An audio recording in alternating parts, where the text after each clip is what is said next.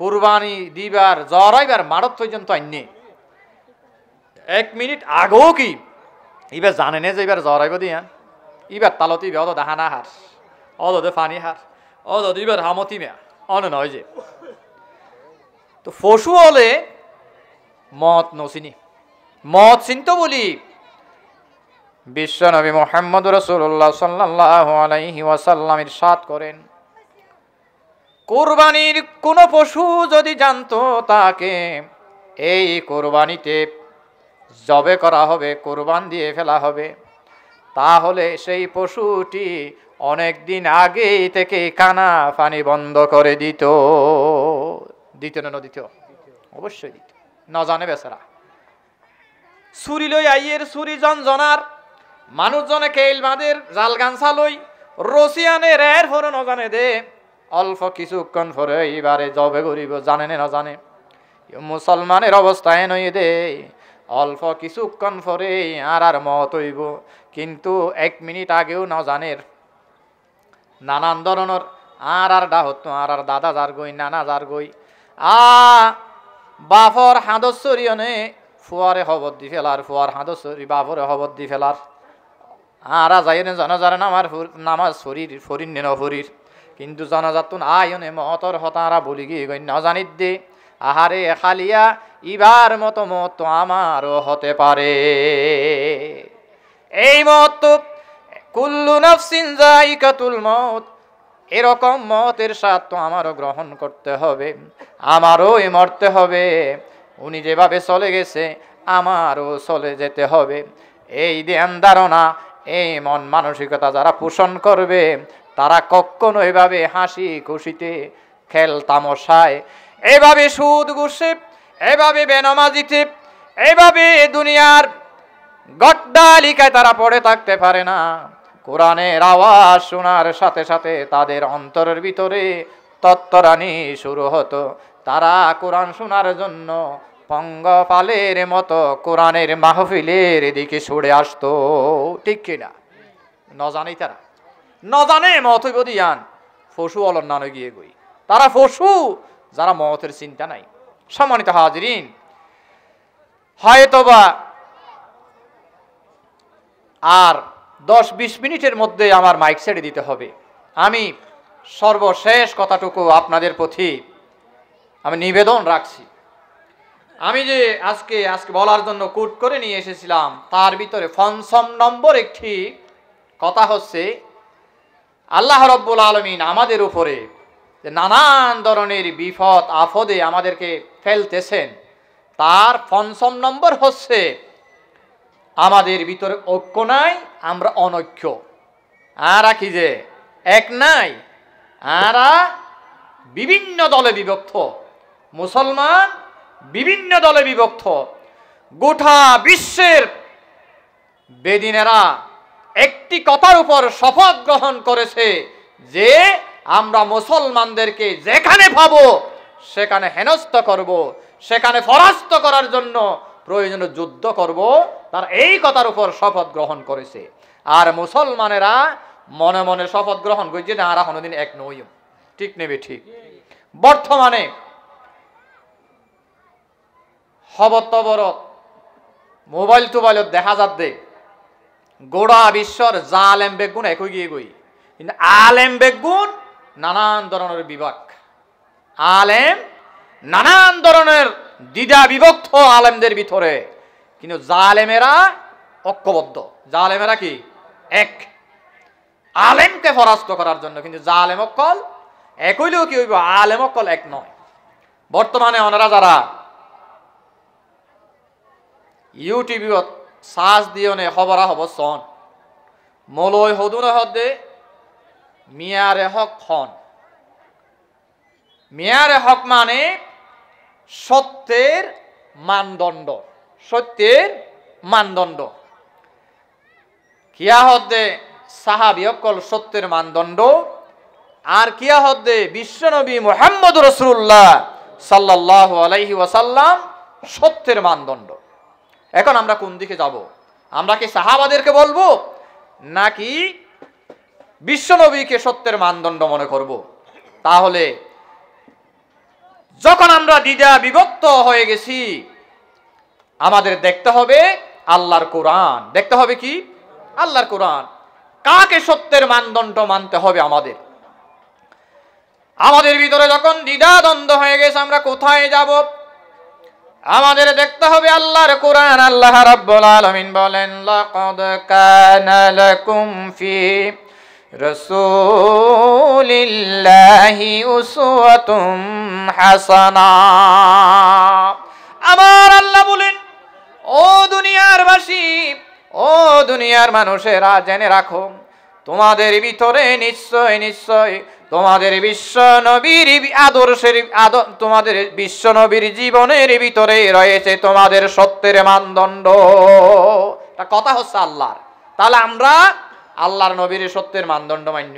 ওইতারা যারা সাহাবী অকলরের সত্যের মানদণ্ড মানতে হর, ইতারা হদে ইতারা সাহাবী ন মানে, ইতারা সাহাবী ন মানে। আওয়াজ অকল যারা আর সাহাবী ন মানি বলি হর বিশ্ব নবীর সত্যের মানদণ্ড হইতে তারার কাছে প্রশ্ন আমার। কঠিন পদার্থ মাফিবার একখান একক আছে, ইয়ানদার নাম কেজি। ইয়ানদার নাম কি? যে কেজি। কেজি যদি হইলে এটা আদি সড়াক, 200 টাক, 1 ফাবা, আজেরা, আদবাইয়া ইন ব্যাগ গিন আছে, কিন্তু ইয়ানোর এককর নাম হইলে কেজি। এককর নাম কি? কেজি হইলে বেগিন। কেজি হইলে বেগিন। আমার যে সমস্ত ভাইয়েরা শুধুমাত্র সাহাবাই আজমাইনদেরকে সত্যের মানদণ্ড বলতেছেন, তাদের কাছে একটি প্রশ্ন রাখতে চাই। বিশ্বনবী মুহাম্মদ রাসূলুল্লাহ সাল্লাল্লাহু আলাইহি ওয়াসাল্লামের জামানায় একজন সাহাবা মারা গেল, একজন সাহাবা ইন্তেকাল করেছেন। সাহাবার আল্লাহর নবী মুহাম্মদ রাসূলুল্লাহ সাল্লাল্লাহু আলাইহি ওয়াসাল্লামের দরবারে খবর নিয়ে আসলো, ইয়া রাসূলুল্লাহ, আপনার অমুক সাহাবা মারা গেছেন।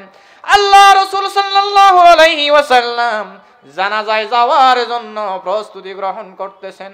এমন সময় আল্লাহর নবীর সাহাবারা আল্লাহর নবীর কোমর ধরে ফেললেন, ইয়া রাসূলুল্লাহ, আপনি জানাজায় যেতে পারবেন না, আপনি জানাজায় যেতে পারবেন না।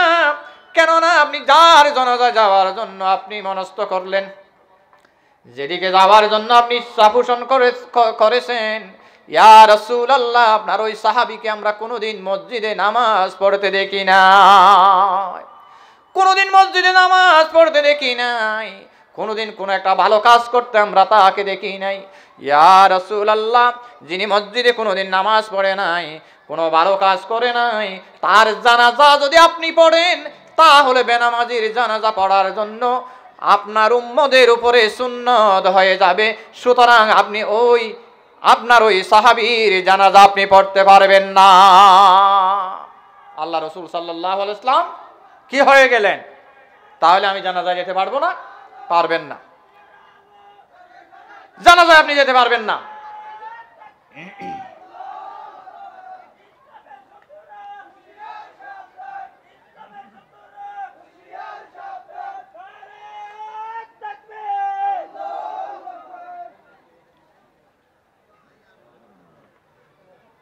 আপনি জানাজায় যেতে পারবেন না, ইয়া রাসূলুল্লাহ।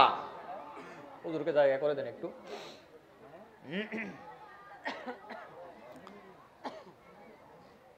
আল্লাহ রাসূল সাল্লাল্লাহু আলাইহি ওয়াসাল্লাম বললেন, আমি জানাজা যাব। সাহাবারা বলল, আপনি যেতে পারবেন না, আপনি জানাজা যেতে পারবেন না ইয়া রাসূলুল্লাহ। তখন আল্লাহ রাসূল সাল্লাল্লাহু আলাইহি ওয়াসাল্লামের উপরে ওহী নিয়ে আসলো হযরত জিবরাইল আলাইহিস সালাতু ওয়াস সালাম, ইয়া রাসূলুল্লাহ, আপনি জানাজায় যাবেন। আল্লাহ রাসূল বললেন, ও আমার সাহাবারা, তোমরা বলতেছো আমার ওই সাহাবী কোনোদিন মসজিদে নামাজ পড়তে যায় নাই, সুতরাং আমি জানাজা পড়তে পারবো না। কিন্তু আমি আমার এই সাহাবীর ব্যাপারে আমি সাক্ষ্য দিচ্ছি, তিনি নামাজ রোজার ব্যাপারে একটু উদাসীন থাকলেও আমি দেখেছি একটি যুদ্ধে আমার এই সাহাবী সারা রাত ব্যাপী অচেতন থেকে আমার মুজাহিদদেরকে পাহারা দিয়েছে। যেই সাহাবী সারা রাত ব্যাপী অচেতন থেকে, ওরগুমা থেকে, জাগ্রত থেকে আমার যুদ্ধে মুজাহিদদেরকে পাহারা দিয়েছে, আমি সাক্ষ্য দিলাম সে মুমিন, সুতরাং আমি তার জানাজায় যাব। সুবহানাল্লাহ। কোন কোন সাহাবাদের ব্যাপারেও সাহাবাদের মধ্যে দ্বিধা বিভক্ত ছিল কি ছিল না। সুতরাং আরা সড়াকি আতবাইয়া এপাইয়া আজেরা ইন বেগিন মাপার একক না বলে আমরা বলবো কেজিরেই মাপার, কঠিন পদার্থ মাপার একক হচ্ছে কেজি। অর্থাৎ আমরা মেয়ারে হক মানব একমাত্র বিশ্বনবী মুহাম্মদুর রাসূলুল্লাহ সাল্লাল্লাহু আলাইহি ওয়াসাল্লামকে। তবে আল্লাহ রাসূলের যারা ইত্তেবা করে, আল্লাহ রাসূলের যারা ইক্তেদা করে, আল্লাহ রাসূলকে যারা মেনে গেছেন, আল্লাহ রাসূলের সাহাবীদেরকেও আমরা মানি। তবে আমাদের তাদের প্রতি কি নাই, আর নমানিতে নয়, মানির। তবে আল্লাহ রাসূলের মানির বলি হইলি সত্যের মানদণ্ড যদি আল্লাহ রাসূলকে মেনে নিই, তাহলে আর কিছু অমুক সাহাবীরে মানি, অমুক সাহাবীরে মানি, অমুক সাহাবীরে মানি, অমুক সাহাবীরে মানি, 1000 জন সাহাবীরে মানি, 2000 জন সাহাবীরে মানি, 5000 জন সাহাবীরে মানি, বেগুনের নাম ধরি আর তো হওয়া না পড়িব। বেগুনের একক হইলে বিশ্ব নবী মুহাম্মদুর রাসূলুল্লাহ সাল্লাল্লাহু আলাইহি ওয়াসাল্লাম।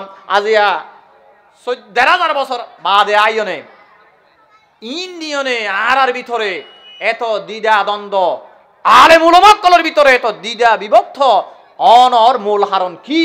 ইহুদিদের একটি চক্রান্ত। তারা বাংলাদেশের আলেমদের উপরে উঠে পড়ে লেগেছে কিভাবে আলেমদেরকে দ্বিধা বিভক্ত করে সাধারণ মুসলমানদেরকে দ্বিধা বিভক্তে ফেলানো যায়। এই সবক দেওয়ার জন্য কিছু কিছু আলেমদেরকে তারা বড় বড় উৎখোষ দিয়ে, বড় বড় লোভ দেখাইয়া তাদেরকে কিনে নিয়েছে। এজন্য আমাদের ভিতরে এত দ্বিধা বিভক্ত আলেমদের ভিতরে। আজ গোটা বিশ্বের সমস্ত জালেমেরা ঐক্যবদ্ধ হয়েছে গোটা বিশ্বের মুসলমানদেরকে নেস্তনাবুদ করার জন্য। এই মুহূর্তে গোটা বিশ্বের মুসলমানেরা যে মুহূর্তে ঐক্যবদ্ধ হওয়া দরকার, এই মুহূর্তে মুসলমানেরা দ্বিধা বিভক্ত নেমে পড়েছে, ঠিক কিনা?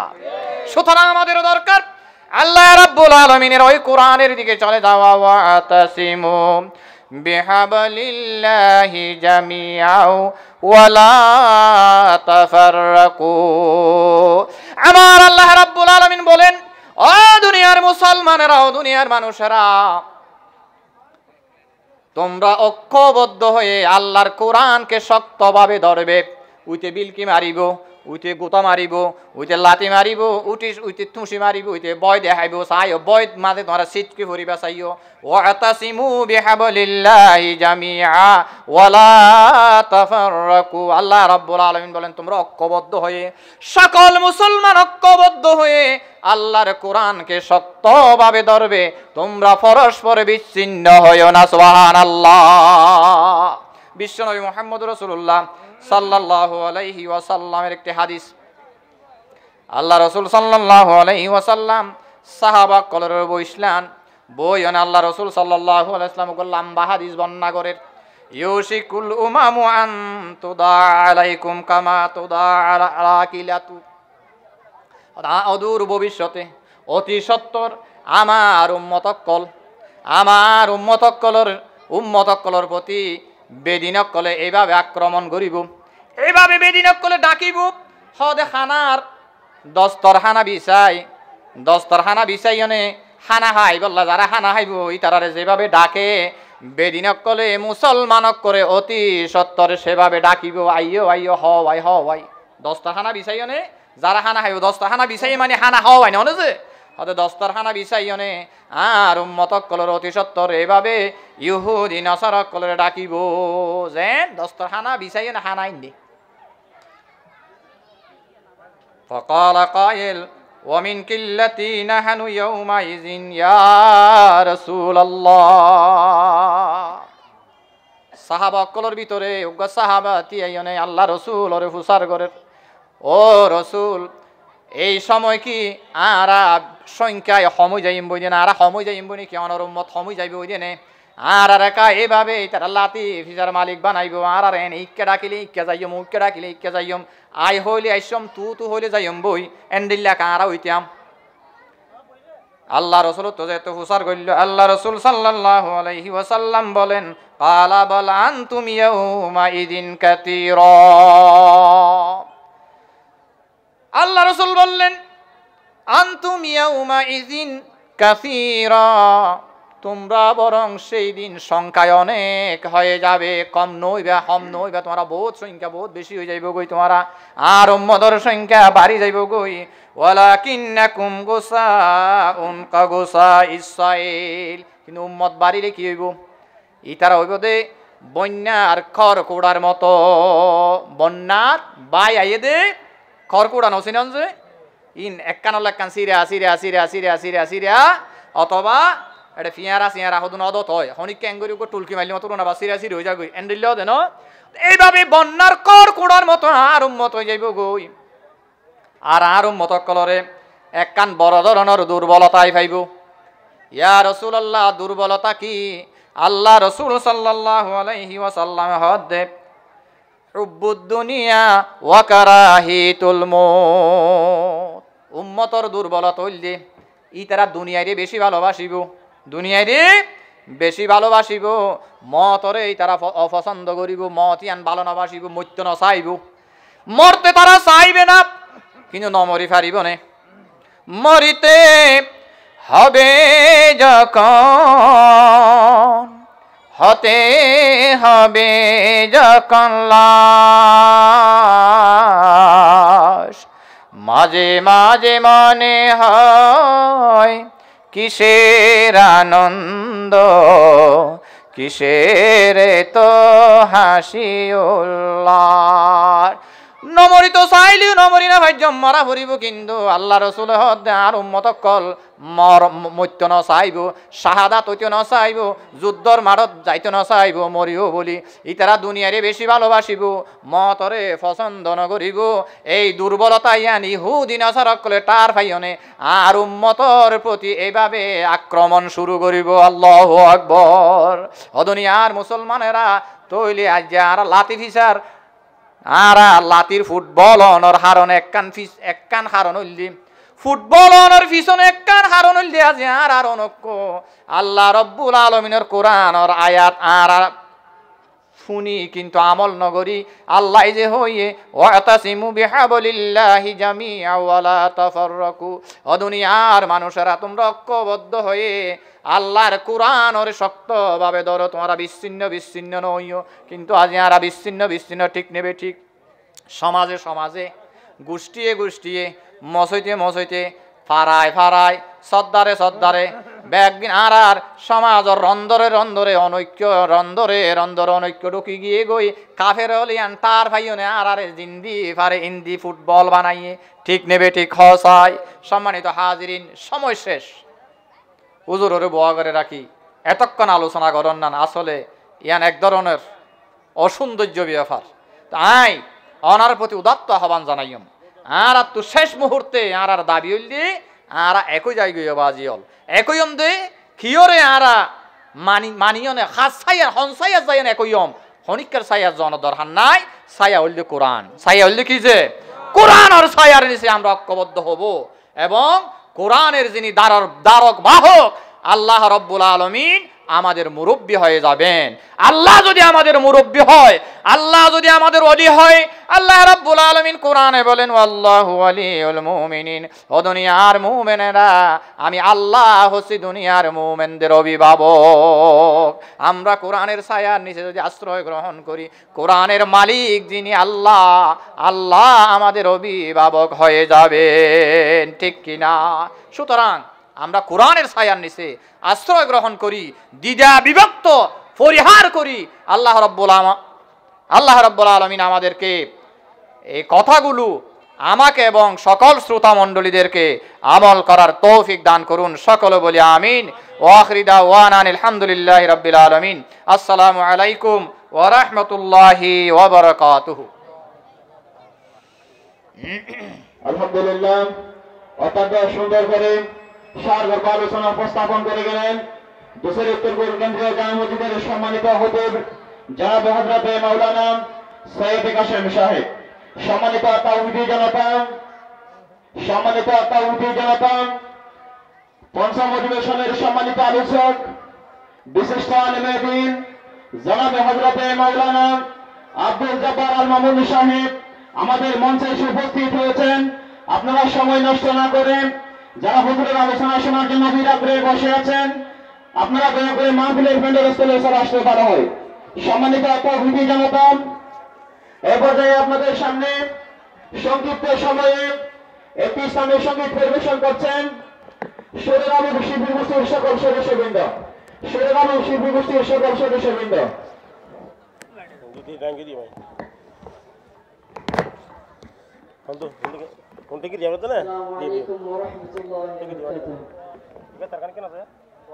লক্ষ তারার মাঝে তুমি একটি তারা, যার